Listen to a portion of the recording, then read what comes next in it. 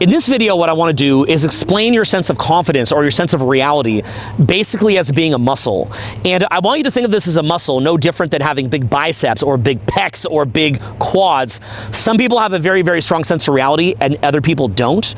And what it comes down to at a core level is, first of all, knowing how to shut out the noise, but second of all, knowing what information to let in so that you don't become arrogant or disconnected from reality. So at a base level, the most basic level exercise that you could do to increase your reality would be to just walk around not listening to feedback from anybody.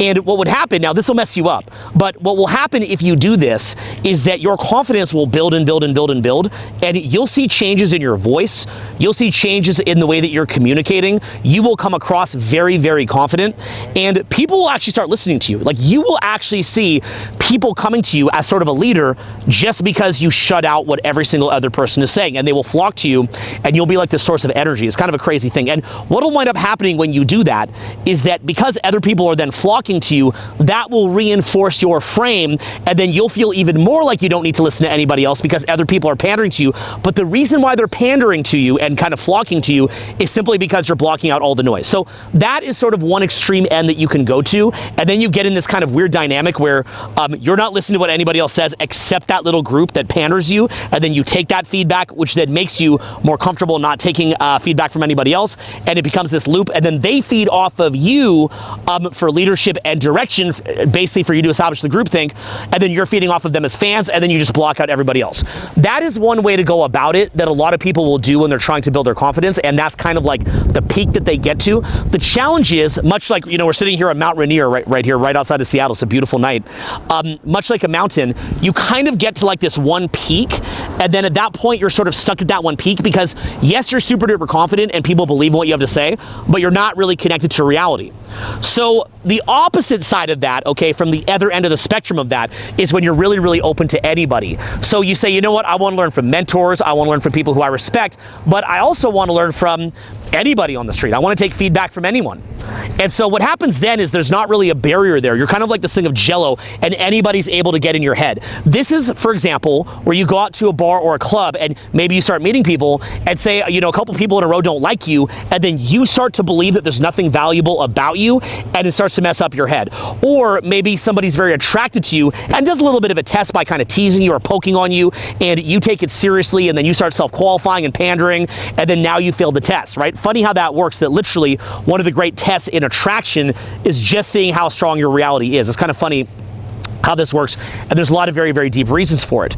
So again, like we said, one extreme end, you don't listen to anybody. Other extreme end, you listen to everybody. And where is that spot in the middle where you can benefit? Part of it, in my experience, is that I understand that basically human beings, we have this tendency to want to block out real feedback because it's a survival mechanism. We know that if we just ignore reality and appear very, very confident, we get more mating opportunities, we get more status, we get more clout. But the challenge is, again, that you get kind of stuck at that mountain because you're not getting feedback. So in my case, what I'm always doing is I'm looking for major, major mentors who can give me feedback and change my perspective of how the world works. But that is because these are people who are accomplished and these are people who are experts. What I also do is I surround myself with a council of people that think very, very differently than how I do. So I'm looking to surround myself with people that are very, high on the empathy scale, but also I'm looking to surround myself with people that are low on the empathy scale because they're going to give me a different perspective. I'm looking to surround myself with people that are high on the spiritual scale and people that are also more in the physical and think that whole thing is ridiculous. I get around conflicting opinions. What I also do is wherever I sit on the political spectrum, I will take in information that I think is valuable and useful, but I will also look at the alternate view and take in information that is valuable and useful, and I'll have a lot of different conversations about that with my mentors and with people who I respect. What it's doing for me, okay, when I'm doing that, is it's getting it to where I can basically not be at the mercy of like every hater idiot in the world, and not be at the mercy of every uneducated person whose opinion I don't respect. But at the same time, it means that there are people whose opinions I respect, or books that I'm reading, or different resources that I'm going to, and I'm always getting new and updated information. This is really an art form. So how does this play out? What it means is that I'm gonna, on one side, have a very, very strong frame and not just let anybody enter into my reality. But on the other hand, my knowledge base is always expanding, okay? So that's a basic level way of thinking about it. Now, from there, there's a lot of different things that you kind of have to sort out in your head in order to figure this out, okay? So there's a number of different ones. So for example, one of the kind of shortcuts that a lot of people take to feel confident is they always want to put people down below themselves. And the reason that they're doing this is they're trying to get that same feedback loop that I talked about earlier, where they have a bunch of people that are kind of pandering them. In their mind, what they're doing is they're saying, I'm better than everybody. And by doing this, they're making themselves superior, not in an absolute sense, but in a relative sense. So they're saying, I am superior relative to these other people that I'm seeing. And so by doing this, what happens again, it changes the way that their voice comes out. It changes their eye contact. It changes their subcommunication. It makes them come across very, very confident. It increases mating opportunities. It increases status. It increases business opportunities. That's why they're doing it, by the way. Okay, so they're taking that shortcut. They're putting other people below themselves. Another way that you can do this, though, if you want to actually maintain your discernment and you want to actually be able to still take in information, is you say, you know what? If somebody insults me, it's just a big joke. That same little spark of life that's in me is in them. You know, they've got kind of their little ego going. They may also need to feel that people are below them to feel status. Maybe they're even possessed by a lot of kind of dark energy, and that's just kind of what they're spewing out. It's more a reflection of them than it is of me. They haven't really shown anything to me that would make me take their opinion all that seriously. So from that standpoint, just knowing that, you know, you don't have to be kind of like a hater on people, and you don't necessarily have to like just sit there kind of, you know, judging people and shutting people down. You could just say, you know what, the same spark that animates me is animating them. I wish them the best. I have no ill will towards them. They're just kind of dealing with what they're dealing with. You know, karma can be tough. They're probably going to deal with some karma for this at some point. That's between them and God. But, you know, I have love for them. They don't really know what they're doing. I do wish them the best, but I'm not going to engage them, and I'm certainly not worried about what it is that they're saying. So that's kind of the way that you can go about this in a more healthy way. And in effect, what's happening then is you're still going to mentors and you're still going to feedback from people who you do respect. And then you're seeing where other people are coming from. So see, a lot of it is these basic level distinctions, right? Like for me, I understand that, you know, say somebody's in competition with me for clients. Well, I understand if they're like, this guy sucks. I get it. They're just in competition for clients. If somebody is trying to use my search terms on the internet to get traffic to their videos, I get it that they're probably trying to use shock. That's not going to be a very valuable source of feedback. That's them in a biased light, probably trying to get an ego kick out of it, get that kind of winner effect going out of it, trying to get clients out of it. That's not real feedback. That's not helpful. If somebody say in the comments on my videos and they're just like, you suck, da-da-da, that's not real constructive feedback. What if on the other hand, somebody, I don't know, let's say that they gave me feedback through a video and they said, look, you know, Owen does this and that. Let's say they said, you know what, Owen's always trying to shoot great videos out in nature to bring people into nature. He's tried his best. You know, he went out for 20 years. He put in his best effort. He had some great points here and here and here. You know, on the other hand, I kind of disagreed with this. I disagree with this. I thought that he could expand his ideas. I thought he could do better for his community. And it was kind of a good faith argument. Well, then I'd be sitting there, I'd be writing notes. I'd be excited about it. That I would actually appreciate. I would like. I take feedback like that all the time. Anybody in my industry knows that I'm an open book. I'm completely committed to the craft. I'm completely committed to expanding the collective knowledge. It's not about me looking better than somebody else. Rather, it's like, oh wow, if you have a correction for me, hit me up on the phone, let me know about it. I'll probably iterate my material and even give you credit and grab dinner with you and help you with your business. I'm that kind of person. I'm always calling people in the industry, sharing ideas and trying to increase the collective craft, right? So that's the difference between somebody, you know, who's a hater, a competitor, they're dealing with their ego, versus somebody who's being constructive. Let's say that it's a comment on YouTube and it was like, hey man, I can see you're doing this and this and this. I'd love to see you doing this and this and this. I'd be like, oh, thank you. That's the kind of feedback that you can take. Let's say that it's a mentor who I paid good money to, or let's say that I've read their book or I've looked at their videos and they have the intention to help, and their intention is to increase the pie for everybody. Well, now you can take that feedback. Sometimes also your haters can actually give you good feedback because, you know, a broken clock is right 2 times a day. And, you know, if you kind of dig through it, you're like, oh, that's a good point, because they're looking for anything to pick at you. So you can actually get some good feedback from that. Likewise, you know, maybe you're out at a bar or club and somebody didn't really like you that much. You didn't hit it off. And, you know, you can kind of say to yourself, well, you know, did I kind of come at this in a weird way? Was I a little bit off base? Maybe you can have an expert help you with that. So this is where you're getting a sense of where it is that you can actually improve versus people that are in effect trying to get status over you. And what they're aiming to do is they're trying to kind of stay on that little mountain where they're not really improving, and they're not really like, they're not really trying to advance the collective knowledge pie. They're not really trying to help you. They're just basically utilizing you kind of as this thing to kind of climb on top of. in order to have relative status to you.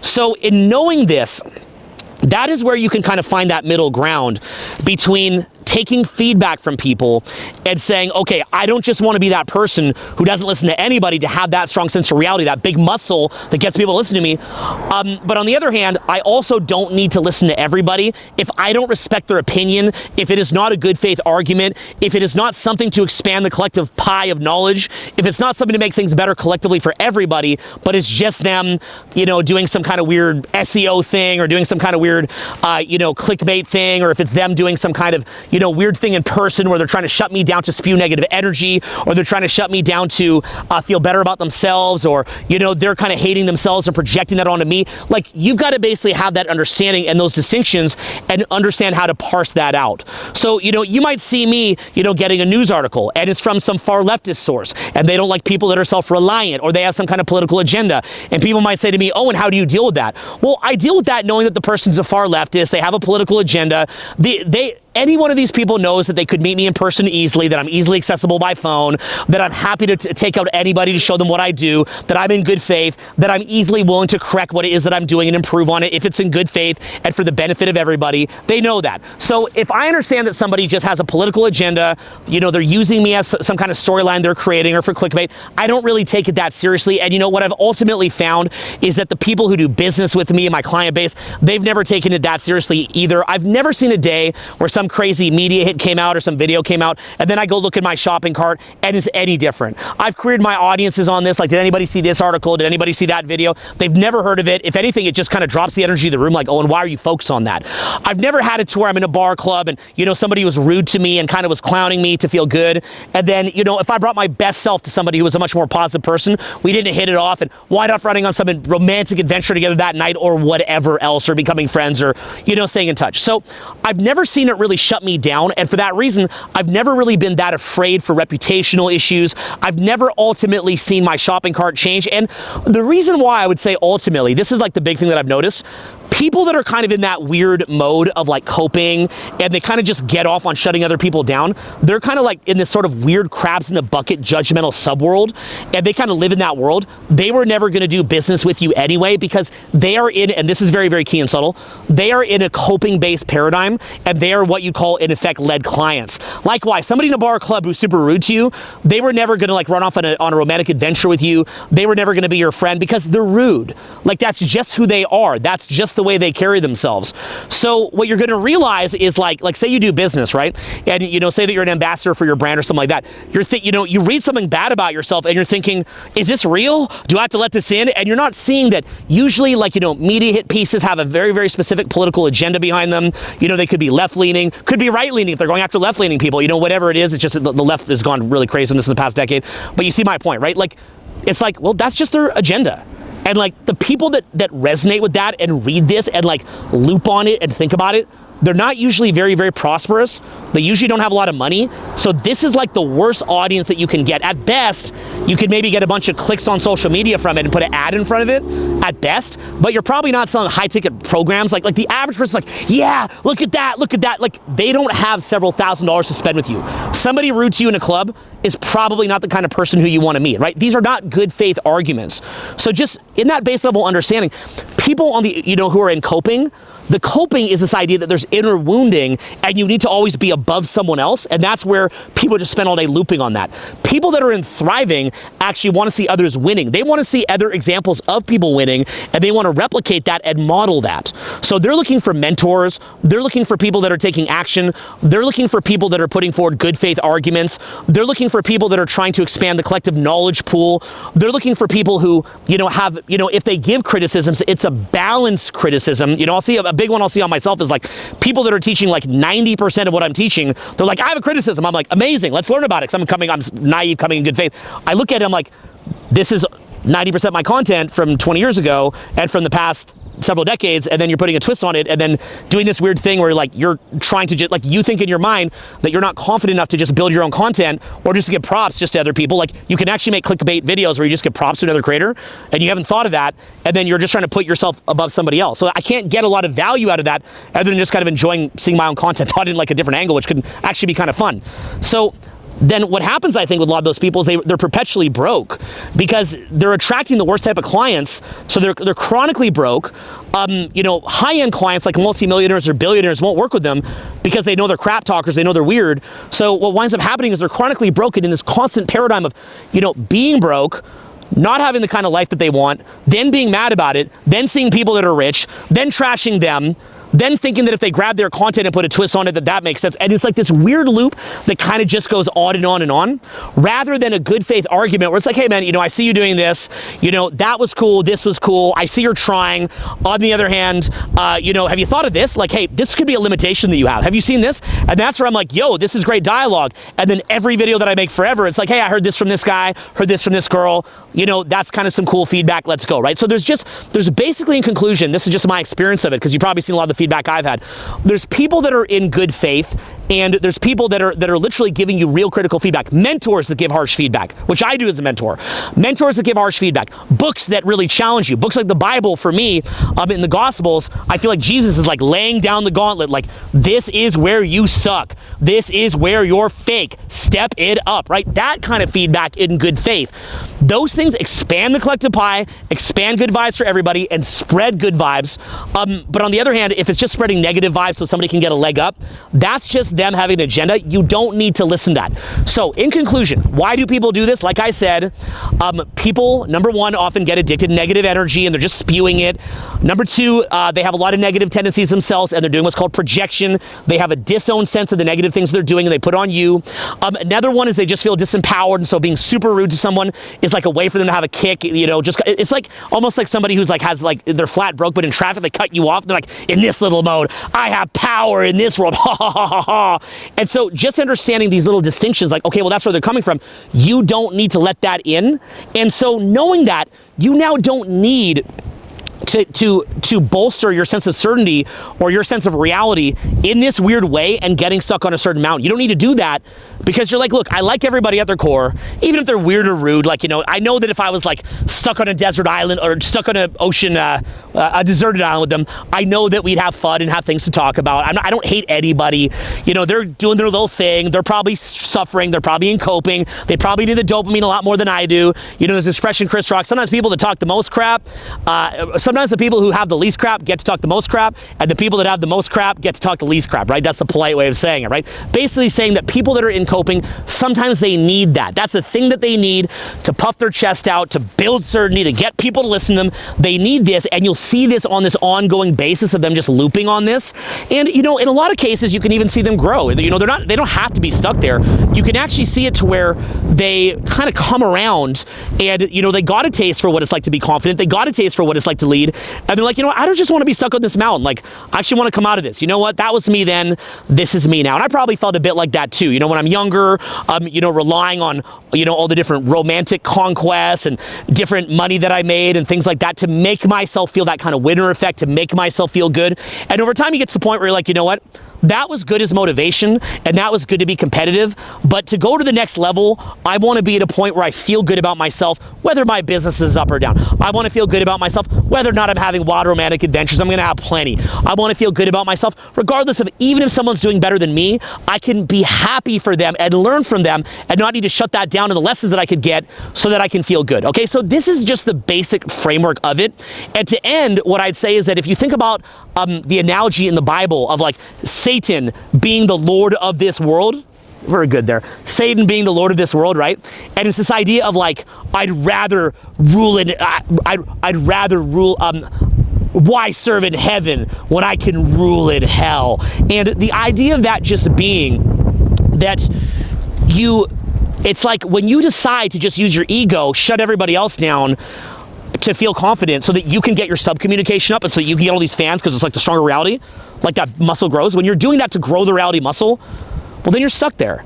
Like all these opportunities can't advance. You're literally having to shut down your perception and shut down discernment and shut down inflow of great data to maintain your frame. You're a frame control addict. Now you've got to control the frame with everyone you talk to. You can't just lay back and be chill. You can't just lay back and have fun and relate to people in a humble way. It's always controlling the frame and keeping them reacting to you and keeping the herd in line. It's just constantly like this.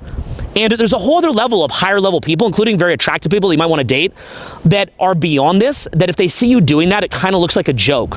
The highest level people that I've met, truly, and I'm not just talking financially or attraction, but actually inside and out, because there's more criteria than one, they've got this down.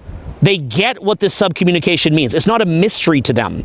And this is what puts you in the highest tiers of people where, you know, kind of when you hang out, you just sort of look at each other and you see that present vibe in their eyes. Not the shark-like vibe of feeding off all your ducks being in a row all the time, but this beautiful vibe of just that great energy is coming in you and kind of beaming out of you, and you're electric with everybody who you meet, if they're willing to let it in.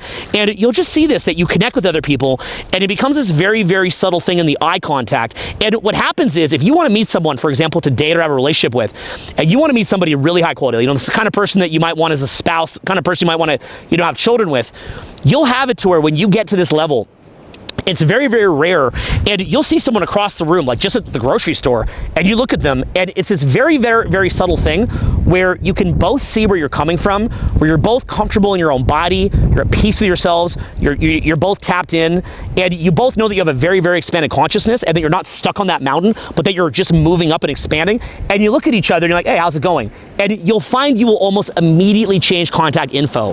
This is kind of a funny thing, because over the years, I've taught a lot of techniques for, you know, creating attraction or social skills. And a lot of people say to me now, like, why do you cover things that are a little bit more abstract? Well, it does get a little hard for me when, you know, earlier that day, I've met someone that is just mind-blowing inside and out, and we just made eye contact, and I just said, hey, let's just exchange follow-up info. We meet up, and it's on from there. And then I'm like, well, you know, how do you explain this? And the problem is, it does get a little bit abstract.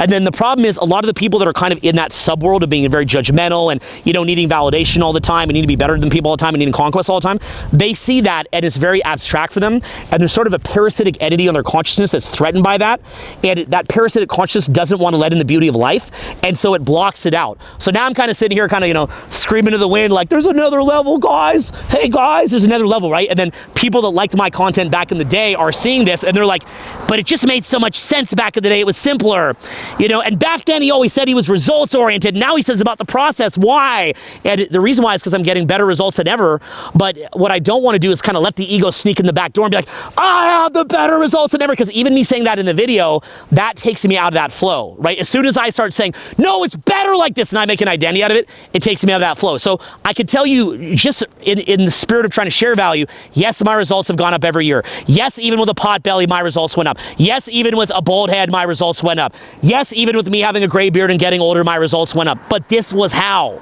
This was how I had the better results. It wasn't by me trying to floss about it, even though I do plenty, but taking the focus off that and just getting into the idea of sharing, just getting the idea of just vibing, being chill, not having these weird paranoid kind of neurotic holding patterns in the mind, not being stuck on that little mountain, but expanding. This was how I saw my results go up. So look, if it's a bit abstract to you, and you know, you're a bit more into like, look, I'm kind of beaten down, I kind of need to feel better than people right now, I kind of need a quick win, like this is cool, Owen, but I kind of just need to feel better in a quick win now, that's okay too. And look, I have other videos like that. My old videos cover a lot of that way back in the day, decades ago, or, you know, 15 years ago, even 10 years ago.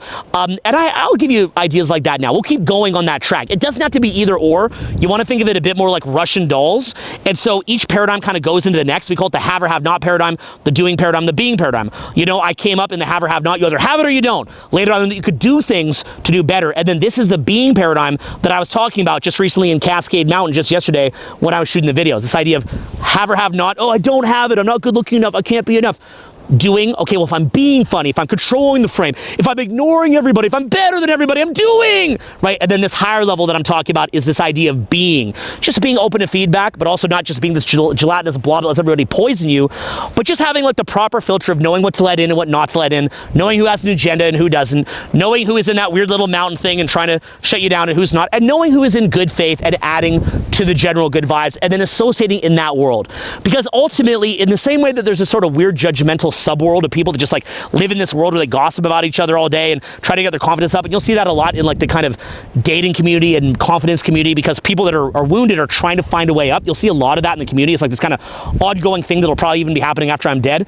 There's also this other subworld that I talked about with the most beautiful inside and out people that you can actually be a part of. And that's what I'm trying to get through to you here, is if you want to get to that point where you're making the easy millions, where you're meeting those perfect 10s inside and out, and you're doing so effortlessly, you know, and people are seeing you like, how they meet this person? Like, where do you even go about meeting someone like that? Wow. How did you even build a business that fun and positive and get rich? Wow. How are you able to work that much and execute at that high level and not be stressed? Wow. Like, if you want to get in that kind of flow where you're just electric and people just feel that off of you, and paradoxically, the less you try, the better the results that you get, because weirdly, the less you try, the more that you tap in, and then it just comes out of you. You want to get to that point? Well, that's what it is that we're talking about here. And fundamentally, it comes down to that base level understanding. Your reality is like a muscle. Don't just let everything in. Choose the right things, let it flow through you, and expand. So we covered a lot of ground here. I hope this made sense. We're actually just kind of wrapping up the day in Mount Rainier. This is, if you've ever been in Seattle, there's this huge mountain that overlooks the city that's very beautiful. And I've been in Seattle to run events so many times. I'm heading there now. You're probably seeing this after the event. I'm going to do San Fran, Chicago, Dallas, Houston, Austin, Boston, DC, San Diego, LA, Miami coming up after that, Philly, New York. We're going to be everywhere. I'm going to do Honolulu. I've got the team running them in Europe. Click the link below if you want to be a part of that free event. If you can't make it to a free event, although you really should fly in, we also have a free course that I put in the link below. That'll be great too, and show you a lot of the things that you'll miss from the free event. It's a totally free course, totally spectacular. Click that link too. So I'll be doing that. You'll probably be catching this video after that when I'm in San Francisco. It's going to be a lot of fun. I'm excited to meet you in real life. I'm excited to continue working with you. I'm excited to try to teach you these paradigms so that you can get to this level as well, because I want to be your friend. I want to be somebody who has a relationship with you. I want to be your friend. I want you in my private mentoring groups, learning from me learning from you. I want you out there conquering the world, and I want you to add to this cool little subworld that we talked about here. If you think you're somebody who should even be in a private group with me because you're vibing with this, maybe you're there now and can add to it, or maybe you can become someone like this within the group and my guidance, there'll be another link below, and click that too. And that's my very private mentoring group, the creme de la creme. It's a lot of fun, and we'll go on this journey together. It's really just about the intention to go there, taking it serious, and want to go to the top. Thanks very much for this little chat and being here with me. I'm going to do a bunch more of these short videos coming up just here on my journey on this tour. I'll be back with more soon. Peace.